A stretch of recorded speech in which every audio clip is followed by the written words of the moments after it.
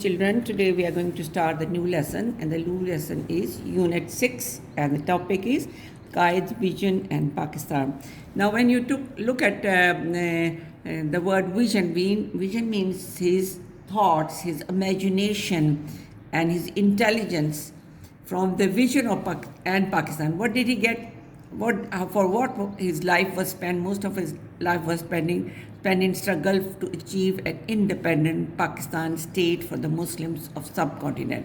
Why did he want the Muslims of subcontinent to have independent state?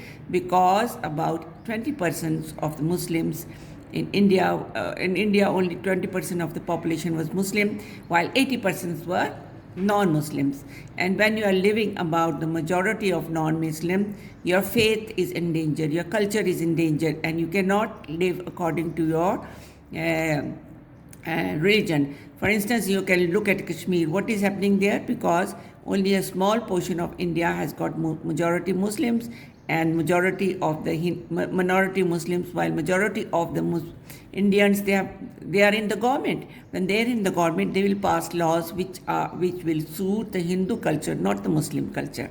So he had a vision, he had intelligence to see that in the future the life of the Muslims of India is going to be in danger. So he wanted to struggle for independent Muslim country where the Muslims can live according to the teaching of Islam and look after and also look after the minorities, because Islam teaches to take care of all the humanity.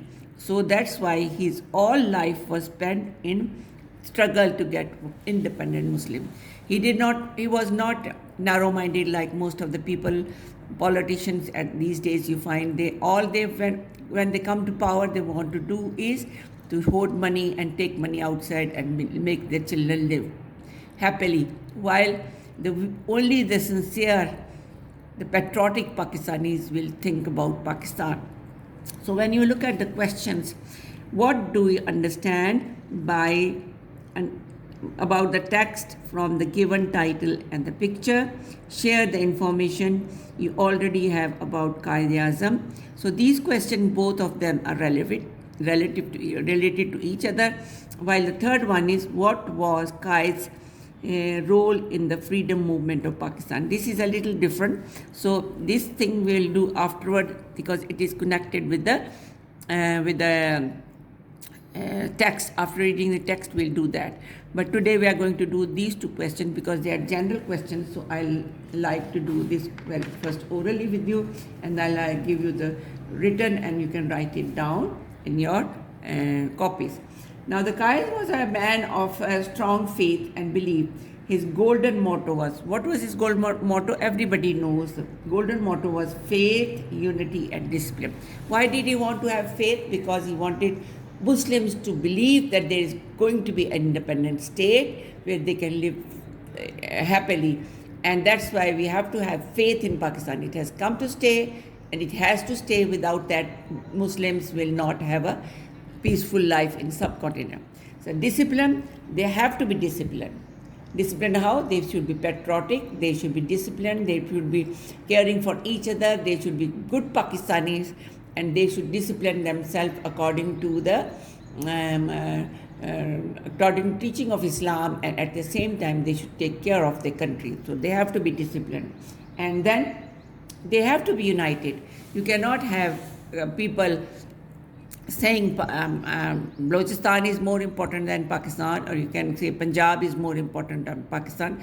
These are promises, and then every caste is part of the Pakistani nation. You cannot say Rajput is better than Pathan, or Balochi is better, because they are all, according to Islam, they are Muslims and they are brotherhood. So they have to be united as Islam teaches us to be united as into a brotherhood, and that's why we have to be united.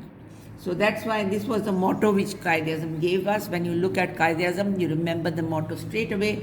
And what did he say? He said that this motto should be followed in every department of life, collectively, individually.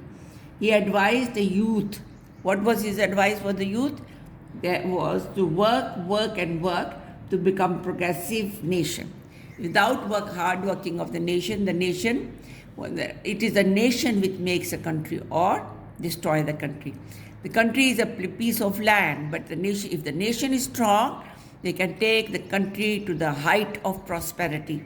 And if the nation is weak, they can become submissive and slaves, like what has happened in Iraq when they are disunited.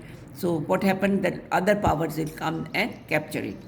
So and that's why the youths have to work hard, they have to be educated, and they have to follow all of these youth and government servants, and every Pakistani should follow the motto of faith, unity and discipline in collective work when they are working collectively or at individual level,